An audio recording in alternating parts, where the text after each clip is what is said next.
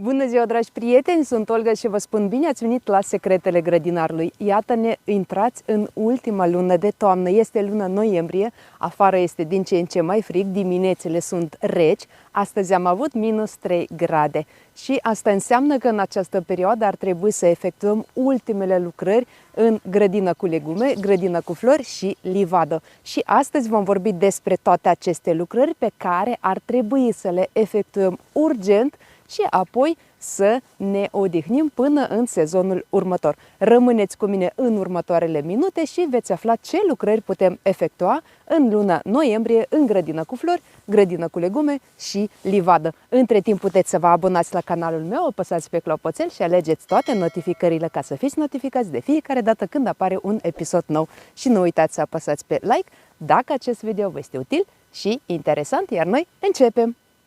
Ce facem în livadă în această perioadă? În această perioadă trebuie să recoltăm ultimele mere, pere și alte fructe târzii. Nu trebuie să lăsăm în pomi fructe putrede, pentru că acestea pot fi sursă de îmbolnăvire pentru pomii noștri. De asemenea, dacă aveți fructe căzute pe jos, trebuie să le adunați și acele fructe care se pot consuma le consumați, fructele putrede le puneți pe compost. După ce vor cădea toate frunzele din pom, putem efectua tăieri la culturi sămânțoase, adică meri, beri, gutui.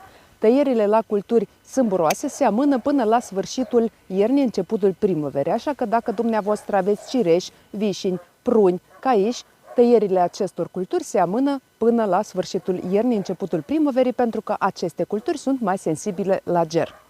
Nu se recomandă săpatul pământului în jurul pomilor, pentru că unele culturi, de exemplu merii, au sistemul radicular superficial și atunci când săpăm pământul în jurul pomului, putem să rănim rădăcinile acestuia. Dacă rănile sunt ușoare, pomul se poate îmbolnăvi, iar dacă rănile sunt grave, pomul chiar poate pieri. Așa că în loc să săpăm pământul în jurul pomilor, mai bine să mulțim pomii noștri cu frunze, paie, fân, rumeguș, compost și alte materiale organice. Mulciul, acoperind solul, îl va proteja de vânt și de eroziuni, iar râmele și microorganismele vor transforma aceste resturi vegetale în compost. Ca rezultat, pomul va avea și hrană după ce aceste materiale organice se vor descompune. Ce facem în grădină cu flori? În această perioadă ar fi cazul să eliminăm florile anuale care deja au fost afectate de ger. Dacă și la dumneavoastră deja temperaturile sunt scăzute și anumite flori încep să se usuce sau să se ofilească din cauza temperaturilor, ar trebui să le eliminați. După ce le eliminați, nu are rost să le aruncați sau să le dați foc. Mai bine le folosiți pe post de mulci sau la compost. Dacă aveți trandafiri, și aceștia trebuie pregătiți pentru sezonul rece. Trandafirii se taie la 40-50 de centimetri de la sol și se mușuroiesc sau se mulcesc. Ce putem folosi pe post de mulci în cazul acesta? Putem folosi compost, mraniță, paie, fân, frunze sau pur și simplu pământ. Care este scopul acestei mulciri? Pe lângă faptul că mulciul este foarte benefic pentru orice plante, în cazul trandafirilor este și o protecție, pentru că la baza plantei se află muguri. Din acei muguri, în anul viitor, vor ieși lăstari tineri. Și ca acești muguri să fie protejați de ger, este important să îi acoperim cu ceva. Cel mai bine, sigur că este să acoperim cu materiale organice. Și atunci, din acești muguri, vor ieși lăstari tineri și acești lăstari vor înflori și ne vor bucura pe parcursul următorului sezon. De asemenea, în luna noiembrie se mai pot planta bulbi de lalele, narcise, zambile, ghioce și alte flori care se plantează prin bulbi și înfloresc primăvară de vreme. Am un video dedicat acestui subiect, vă las video în descriere. Important este să nu amânăm plantarea bulbilor florilor, pentru că amânarea plantării bulbilor poate amâna înflorirea florilor noastre în sezonul următor. De aceea, nu lăsăm pe ultimă clipă plantarea bulbilor florilor de primăvară, îi plantăm și atunci vom sta liniștiți și vom aștepta venirea primăverii. De asemenea, luna noiembrie este perfectă pentru plantarea arbuștilor și pomilor decorativi. De exemplu, putem planta liliac, putem planta tuia, magnolii și alte plante decorative, alte plante perene decorative. Este o perioadă perfectă, solul este umed, temperaturile sunt scăzute, nu mai este căldură adică nu mai este ca și vara atunci când soarele este puternic, ceea ce înseamnă că planta se va aclimatiza mult mai repede la noul ei loc și sigur că în acest caz scăpăm și de grija udărilor, pentru că iarna de regulă solul este umed și nu mai este nevoie să udăm pomii și arbuștii noștri decorativi. Ce facem în grădină cu legume? Grădina cu legume deja intră în perioada de repaus, pentru că dacă nu ați reușit să eliminați resturile vegetale din grădinile dumneavoastră, adică să scoateți roșii, ardei, vinete și alte plante iubitoare de căldură, acum este ultimul moment în care puteți să o faceți. Grăbiți-vă să vă curățați grădinile de toate resturile vegetale și apoi mulciți straturile dumneavoastră cu un strat gros de mulci. Pentru mulci puteți folosi fân, paie, frunze, iarbă cosită, rumeguș, toate aceste materiale amestecate, compost, ce aveți dumneavoastră. Important este ca solul să nu intre în iarnă neacoperit. În această perioadă este deja târziu pentru semănarea sideratelor, de aceea nu mai semănăm siderate în această perioadă dacă nu am reușit să o facem până acum și lăsăm această procedură pentru primăvara anului următor. Dacă avem căpșuni, căpșunii trebuie mulciți în această perioadă. Dacă căpșunii dumneavoastră au fost deja mulciți în acest an, în acest sezon, acum toamnă puteți să adăugați încă un strat de mulci.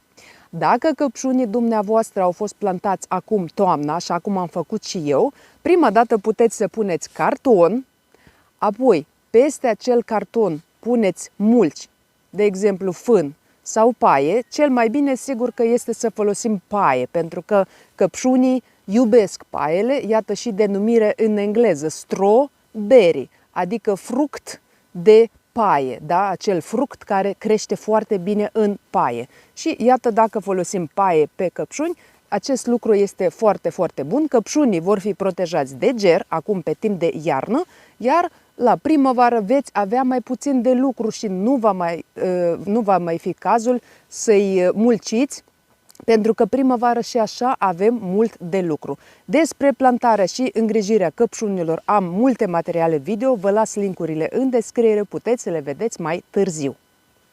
În luna noiembrie putem planta ceapă sau usturoi. Nu uităm să ne grăbim cu această procedură, pentru că ceapă și usturoiul de regulă se plantează în perioada între 15 octombrie și 15 noiembrie. Anul trecut am fost nevoită să plantez usturoi în data de 27 decembrie. Usturoiul a crescut foarte frumos și am avut recoltă bogată de usturoi. Dar aceasta a fost o excepție, pentru că iarna a fost foarte blândă. Noi nu știm niciodată ce iarnă vom avea și când va începe aceasta. De aceea nu lăsăm plantatul cepei și usturoiului pe ultimul moment, cu gândul și cu speranța că gerul nu va veni foarte repede, foarte devreme în anul respectiv. De aceea încercăm să ne încadrăm în această perioadă de 15 octombrie până la 15 noiembrie. După plantarea cepei și usturoiului trebuie să mulcim straturile noastre. La usturoi putem aplica un strat de 10 cm de mulci, iar la ceapă putem aplica un strat mai subțire, cam de 5 cm. De ce? Pentru că usturoiul este mai puternic și va străbate, va ieși prin acel mulci gros, iar ceapa am pățit-o într-un an, n-a vrut să iasă nicicum printr-un strat gros de mulci și a trebuit să o dezgrop practic din acel mulci și apoi am așteptat ca ceapa mea să crească un pic mai mare și pe urmă am mulcit straturile între rânduri. De aceea, dacă mulciți acum straturile de ceapă și usturoi proaspăt plantați, acoperiți cu un strat mai subțire de mulci și apoi puteți să adăugați mulciul chiar și în timpul iernii. Nu este nicio problemă. Important este să vedeți unde sunt plantele dumneavoastră și apoi completați mulciul între rânduri. Dacă aveți multe resturi vegetale, acum este și cazul că avem și frunze, avem paie, avem fân, avem iarbă, buruieni, tot ce a ieșit din grădinile noastre, practic, da?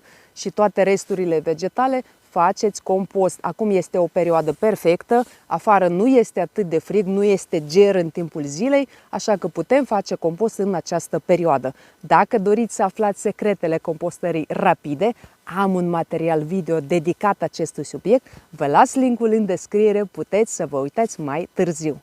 Ce putem face cu crengi după ce se taie pomii? ce se întâmplă cu acele crengi. Din nou putem vedea o grămadă de fum peste tot la noi, în zone, în sate, în orașe și peste tot. Ce se întâmplă cu acele crengi? Oamenii iarăși dau foc la acele crengi ca să scape de ele. Crengile sunt un material perfect pentru mulcirea aleilor. Iată, am avut și eu multe crengi, le-am tocat printr-un tocător de crengi și apoi le-am folosit pentru mulcirea aleilor. Mulți grădinari m-au întrebat dacă putem folosi crengi tocate pentru mulcirea straturilor cu roșii, ardei și vinete. Eu nu v-aș recomanda să faceți acest lucru pentru că crengile tocate se descompun foarte lent și atunci cel mai bine este să le folosim pentru mulcirea aleilor, acolo unde nu plantăm nimic și acolo vom umbla și acest lucru este nemaipomenit pentru că dacă și așa avem nevoie de mulți pentru straturi cu legume, da? Atunci mai bine să păstrăm acele materiale organice care se descompun repede, să le păstrăm pentru straturi și aceste materiale care se descompun greu le folosim pentru alei și așa vom face și economie și vom avea numai de câștigat. Mulți grădinari mă întreabă ce facem cu frunze de nuc în această perioadă, foarte multe frunze cad și sigur că ar trebui să le folosim pe toate, dar există un mit, precum că frunzele de nuc ar fi toxice. De aceea mulți grădinari se feresc să le folosească în grădinile lor. Care este adevărul? Adevărul este că nucul este o plantă alelopată. Ce înseamnă planta alelopată? Planta alelopată înseamnă acea plantă care secretă anumite substanțe biochimice care inhibă creșterea și dezvoltarea altor plante. Nucul conține juglonă, este acea substanță alelopată despre care am vorbit mai devreme, dar cantități mari de juglonă se găsesc în frunze verzi, în flori și în nuci verzi. Și cantitatea juglonei în frunze uscate este atât de mică încât nici nu ar trebui să ne facem griji. Așa că trebuie să folosim frunze de nuc peste tot la noi în grădină. Putem mulci straturile, putem face compost. Despre folosirea frunzelor de nuc am un video, vă las linkul în descriere, puteți să aflați mai multe detalii dacă vă uitați la acel video. Dragi prieteni, acestea sunt lucrările urgente pe care ar trebui să le efectuăm în luna noiembrie în grădină și livadă. Nu uitați să vă abonați la canalul meu, apăsați pe clopoțel și alegeți toate notificările ca să fiți notificați de fiecare dată când apare un episod nou. Și nu uitați să apăsați pe like dacă acest video vă este util și interesant. Eu vă mulțumesc că și astăzi ați fost alături de mine, vă aștept ca de obicei în comentarii cu întrebări și sugestii și vă doresc sănătate, spor în toate și recolte bogate. Ne vedem data viitoare, la revedere!